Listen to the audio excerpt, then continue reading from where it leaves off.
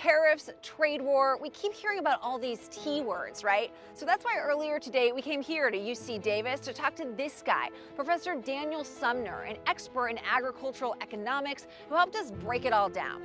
So here's what we know. In response to the Trump administration putting tariffs on China. China?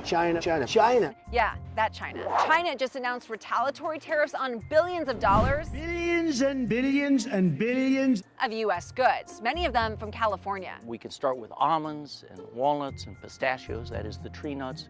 We get to beef and dairy products. Wine is also on the list.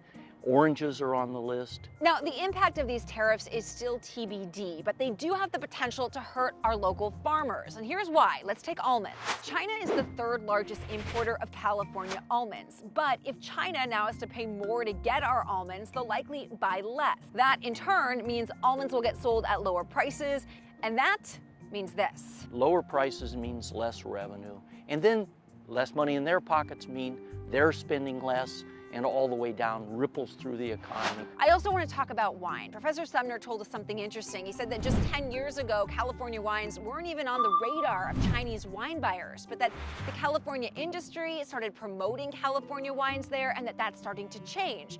But now these tariffs could be a setback. You just spent 5 years convincing Shanghai they ought to pay more attention to California wine, and they say, come back to us later. So let's get to the question that most of us non-farmers are probably asking. Will this mean the price of almonds or wine goes up for you or me? It turns out, actually, no. If anything, the prices could go down because there's less of demand for the product. But you certainly may feel the ripple effect. And don't forget that we will see prices go up on several items like steel that we import. Because the economy as a whole can't win from this.